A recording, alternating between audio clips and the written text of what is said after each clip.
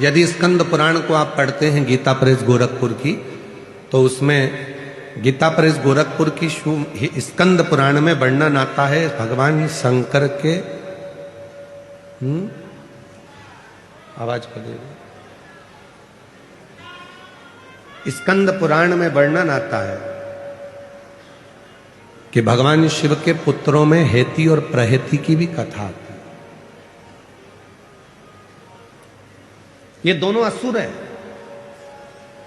Haiti और प्रहेती दोनों असुर है, दोनों।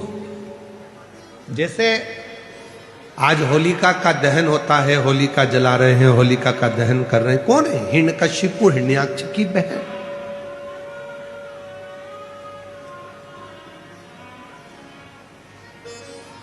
कभी आपने विचार करा कि जब ये राक्षस की बहन थी तो इसकी पूजन करने की जरूरत क्या थी?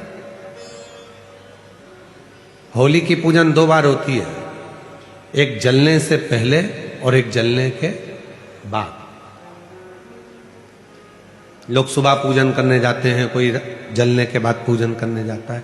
एक जलने के पहले होली की पूजन होती है और एक जलने के बाद होती है। कभी तुमने विचार किया कि होली की पूजन जलने के पहले किसकी होती है और जलने के बाद किसकी होती है?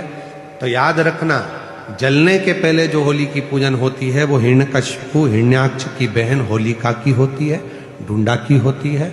और जलने के बाद जो पूजन होती है वो भक्त प्रहलाद की होती है।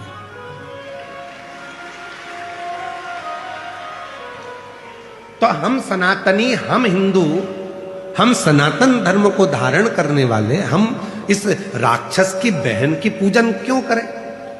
हिरण्यकशिपु की बहन की पूजन क्यों करें?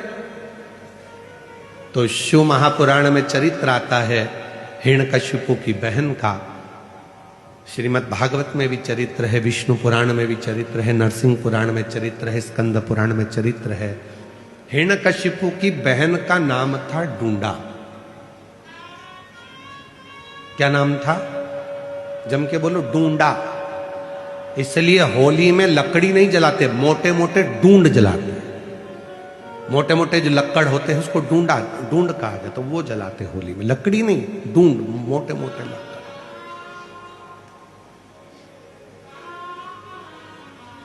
जितना हिरण्यकशिपु ने तप करा, जितना हिरण्याक्ष ने तप किया, उतना ही तप ढूंढा ने भी करा। और ढूंढा ने तप कर कर भगवान ब्रह्मा जी से वर पाया, मुझे एक चादर ऐसी दे दो, उस चादर को मैं जब ओढ़ कर बैठूं तो मैं आगी में जलूं ना। ब्रह्मा जी ने तथास्तु कहकर एक चादर ढूंढा को दे दी, होलिका को दे दी। जब समय आया, प्रहलाद को ले जाकर पानी में डाला, सब में डाला, पर वो मरा नहीं। तब अपनी बहन से हिरण्यकशिपु ने कहा कि तू अपने भतीजे को लेकर, तू बुआ है, वो भतीजा है, अपने भतीजे को लेकर गोदी में बैठ जा, आगी में चादर ओढ़ लेना, तू बच जाएगी, भतीजा जल जाए। अब ऐसे तो बुआ का नाम बदनाम हो जाता कि बुआ ने भतीजे को आग लगा दी। पर कथा देखिए, दुनिया के लोग इस कथा को बहुत कुछ पलट देते हैं, पर शिव महापुराण कभी नहीं पलटी। शिव पुराण अपना पूरा उद्देश्य बताती है। चारों तरफ से अग्नि लगी, बुआ बैठ गई चादर ओढ़कर, ढूंढा अपने तन को ढककर, गोदी में प्रहलाद बैठ गया। बुआ को लगा मेरा भतीजा जल जाएगा। जब चारों तरफ से आग तेज होने लगी, भतीजा बुआ के गले लगा, तो बुआ ने अपनी चादर उतारकर अपने भतीजे पे डाल दी, खुद जल गई, अपने भतीजे को बचा लिया। बुआ खुद जल गई, अपने भतीजे को बचा लिया। उस दिन से कहते हैं कि बुआ, शादी में पहले बुआ को बुलाओ, फंक्शन हो तो बुआ को बुलाओ, अच्छा काम हो तो बुआ को बुलाओ, शादी में, ब्याह में, मंगल कार्य में सबसे पहले बुआ को बुलाओ। क्यों? क्योंकि बुआ जिस घर में आती है उस घर में दुआ देती है, बद्दुआ नहीं देती है। बुआ जब मंगल कार्य में, शादी में, विवाह में, फंक्शन में आती है तो उस घर के सारी बुराइयों को बुआ अपनी झोली में भरकर बाहर फेंक देती है और अपने भाई के घर में, अपने मायके में दुआ देती है, सब फलो फूलो उन्नति करो। वो बुआ। अब बताओ, ऐसी बुआ की पूजन करोगे कि नहीं करोगे? जम के तो बोलो। इसीलिए हमारे यहां होली जलने से पहले, इसीलिए उसका नाम था डूंडा।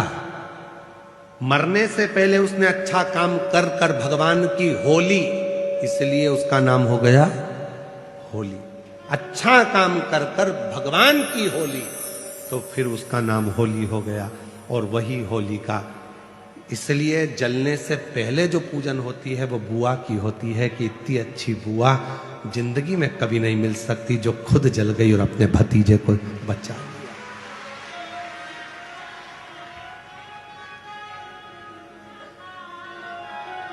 और होली जलने के बाद जो पूजन होती है वो प्रहलाद की होती है कि ये बच गया उसकी कृपा से।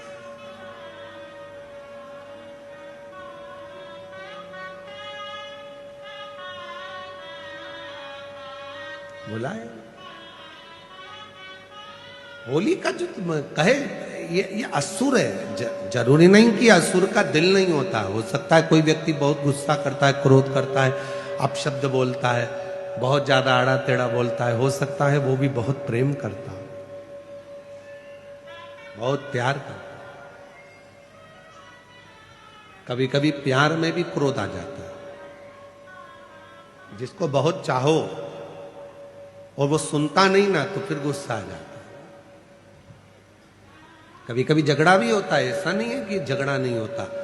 आपका अपनी पत्नी से होता होगा, पत्नी का पति से होता होगा, बच्चों का भी होता है, बहन भाई से।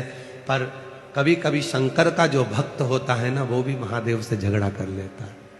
कभी कभी वो भी झगड़ा